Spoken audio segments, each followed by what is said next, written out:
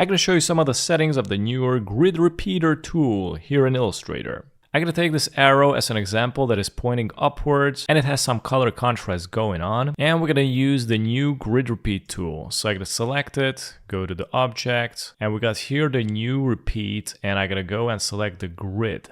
So this is going to create the new pattern. You can pull this thing to the right, so it is going to create more copies, or you also can pull it downwards, and it's basically going to make the specific artboard size bigger. And then you also got like two circles, one on the left here. If you pull it upwards, you can see it's going to make the shapes more dense. It is going to create a lot of copies. And if you pull it down, it is going to make it more rare. It's going to add more distance in between the arrows vertically. And then if you pull the top circle left or right, it is going to decrease or increase the distance in between the arrows. So now we got a new pattern going on. Actually, I'm going to leave it like this, and I'm going to create a new copy. And then we also got a new menu going on the right here in the properties. You can scroll down and you can find the menu at the repeater options. Here you can increase or decrease the numbers, and it's going to change the distance in between the shapes horizontally or vertically. And then we got also the grid types that the traditional pattern tool has. So the first one is the normal, the second one is brick by row, and then the last one brick by column. And again, you can switch up here the horizontal or the vertical settings and see what other results you can get. And under the grid types, there are like some new options going on, which is the flip row or flip column. So if you flip the row, as you can see, it is going to flip the horizontal elements on the composition. So for example, I separated the arrow in two pieces in order to create contrast. The left is green, the right is orange. So this way, if you flip it, it's going to flip